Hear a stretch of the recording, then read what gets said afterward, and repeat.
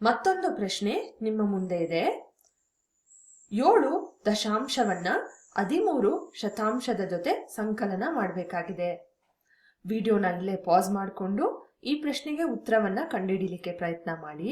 ಈ ರೀತಿಯ ಪ್ರಶ್ನೆಗಳನ್ನ ಬಿಡಿಸುವ ಮುಖ್ಯ ಸೂತ್ರ ಏನಾಗುತ್ತೆ ಅಂದ್ರೆ ಇದರ ಛೇದಗಳನ್ನ ಒಂದೇ ಮಾಡಿ ಬಿಡೋದು.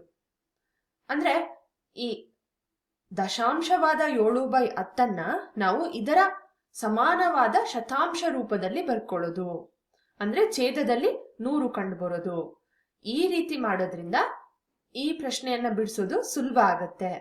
ದೃಶ್ಯ ರೂಪದಲ್ಲಿ ಅರ್ಥ ಮಾಡ್ಕೊಳ್ಳೋದಾದ್ರೆ ಒಂದು ಚೌಕವನ್ನ ತಗೊಂಡು ಅದನ್ನ 10 ಸಮಭಾಗಗಳನ್ನಾಗಿ ವಿಂಗಡಿಸ್ಕೊಳ್ಳೋಣ. ಈ ಒಂದು ಭಾಗ ಬಂದು 10ನೇ ಒಂದನ್ನ ಪ್ರತಿನಿಧಿಸ್ತಿರುತ್ತೆ. ಹಾಗಿದ್ದಲ್ಲಿ 7 ದಶಾಂಶವನ್ನ ಅಂದ್ರೆ 10ನೇ 7ಅನ್ನ ಹೇಗೆ ಪ್ರತಿನಿಧಿಸೋದು?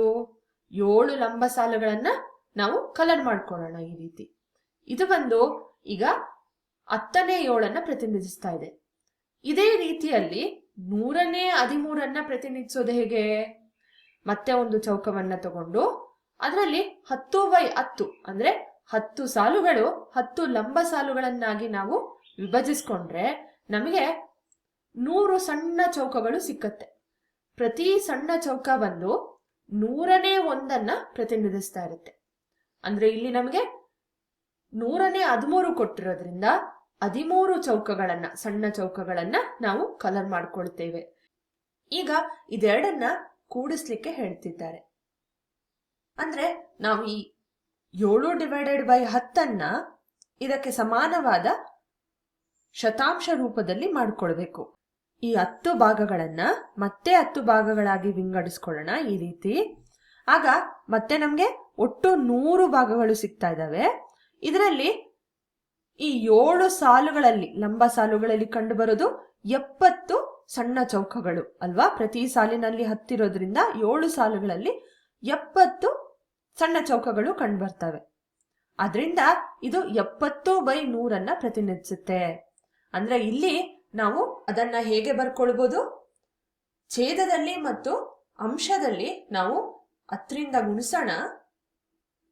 ಹಾಗೆ ಮಾಡೋದ್ರಿಂದ ನಾವು ಯಾವುದೇ ರೀತಿಯಲ್ಲಿ ಈ 7/10 ಅನ್ನುವ ಮೌಲ್ಯವನ್ನ ಬದಲಾಯಿಸ್ತಾ ಇಲ್ಲ. ನೀವು ನೋಡ್ಬೋದು, ಯಾವುದೇ ಒಂದು ಸಂಖ್ಯೆಯನ್ನ ಅಂಶದಲ್ಲಿ ಮತ್ತು ಛೇದದಲ್ಲಿ ಗುಣಿಸಿದ್ರೆ ಅಥವಾ ಭಾಗಿಸಿದ್ರೆ ಅದರ ಮೌಲ್ಯ ಅಂದ್ರೆ ಭಿನ್ನರಾಶಿಯ ಮೌಲ್ಯ ಬದಲಾಗೋದಿಲ್ಲ. ಯಾಕೆಂದ್ರೆ 10/10 ಒಂದಾಗ್ಬಿಡುತ್ತೆ. 7/10 × 1 7/10 ಆಗಿರುತ್ತೆ. ಹೀಗಿದ್ದಾಗ ನಮಗೆ ಸಿಗೋದು 70/100 ಪ್ಲಸ್ 13/100. ಇದೆರಡರ ಛೇದದಲ್ಲಿ 100 ಕಂಡು ಬರ್ತಿದೆ. ಹಾಗಾಗಿ ಲಾಸಹ 100 ಆಗಿದ್ರೆ ಅಂಶದಲ್ಲಿ 70 + 13 ಅಂದ್ರೆ 83 ಅಲ್ವಾ? 83/100 ಕೊಟ್ಟಿರುವ ಪ್ರಶ್ನೆಗೆ ಉತ್ತರವಾಗಿರುತ್ತೆ. ಈ ಉತ್ತರವನ್ನ ನಾವು ದೃಶ್ಯ ರೂಪದಲ್ಲಿ ಹೇಗೆ ನೋಡ್ಬೋದು ಅಂದ್ರೆ ಇಲ್ಲಿ 70 ಭಾಗಗಳನ್ನ ಈ ಒಂದೇ ಚೌಕಕ್ಕೆ ನಾವು ಹಾಕಿದ್ರೆ ನಮ್ಗೆ 83 ಸಣ್ಣ ಚೌಕಗಳನ್ನ ನಾವು ಹೊಂದಿರ್ತೇವೆ ಒಟ್ಟು 100 ಚೌಕಗಳಲ್ಲಿ. ಅಂದ್ರೆ ಇದು 83 ಶತಾಂಶದ ಒಂದು ದೃಶ್ಯ ರೂಪವಾಗಿರುತ್ತೆ.